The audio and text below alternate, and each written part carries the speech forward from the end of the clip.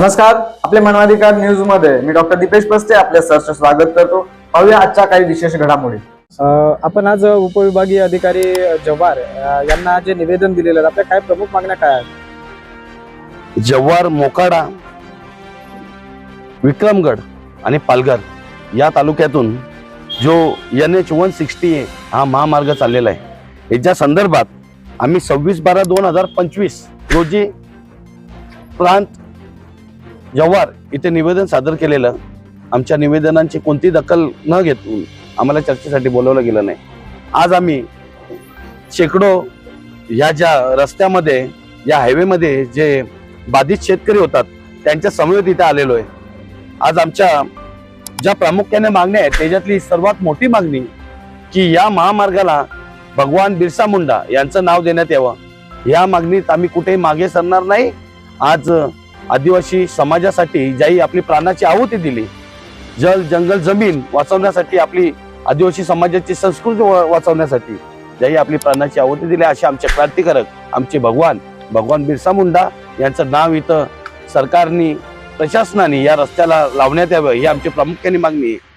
त्याच्यानंतर एक जिल्हा एक भाव आज जाहीर करण्यात यावा, कारण की विक्रमगड असेल, जव्हार असेल किंवा मोखाडा तालुका असेल, हे आदिवासी बहुल तालुके आहेत। इथे खरेदी विक्री होत नाही आणि या महामार्गाला तुम्ही आम्हाला कोणत्या प्रकारे भाव देणार आहेत या अजून तुम्ही आम्हाला स्पष्टता दिलेली नाहीये। ती आम्हाला स्पष्टता द्यावी। आज आम्ही नमूद केलेलं आहे की आम्हाला येत्या 10 दिवसात चर्चेसाठी आमंत्रित करावे। आम्ही चर्चेला तयार आहोत, अन्यथा चर्चा जर केली नाही, संविधानिक मार्गाने आम्ही या कार्यालयासमोर तीव्र आंदोलन करू। आणि तुम्हाला तर कल्पना असेल, या शेतकऱ्यांसाठी पालघर जिल्ह्यातल्या, या जिल्ह्यातलं पालघर जिल्ह्यातलं सर्वाधिक चालणारं बिराड मोर्चाचं आंदोलन या धर्मवीर संघटनेने केलेले 28 दिवस हे आंदोलन केलेले।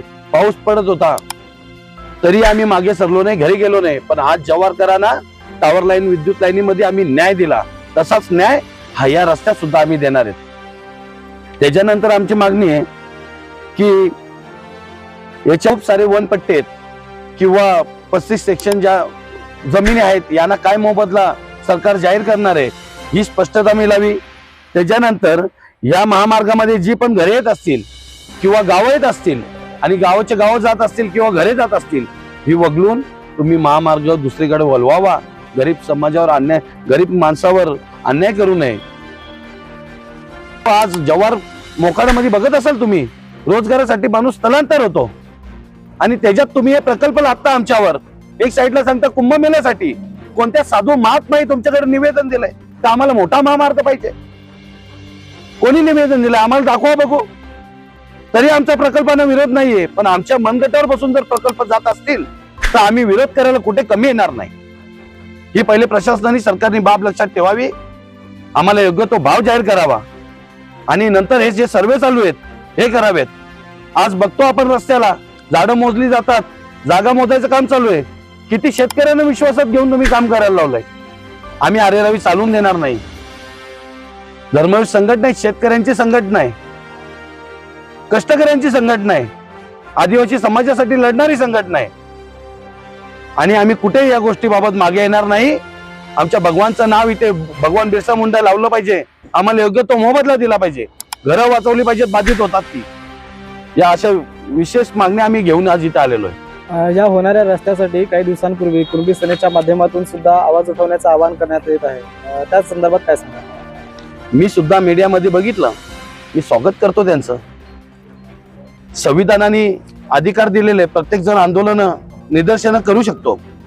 विश्वनाथ पाटील साहेब अनेक वर्ष आंदोलन करतात, पण तुम्हीच बघा, मी 26/12/2025 रोजी हे आंदोलन उभं करायचं ठरवलेलं आहे आणि निवेदन सादर केलेलं आहे। तर आंदोलन करत असतील त्यांचं मी स्वागत करतो। 18 तारखेला मी मीडियामध्ये बघितलं, त्यांची बातमी आली आणि या रस्त्याची घोषणा या लोकसभेचे खासदार हेमंतजी सवरा साहेब याही केली। किती निधी येणार आहे, किती निधी केंद्रातून आणलाय आम्ही बघितलं मीडियामध्ये।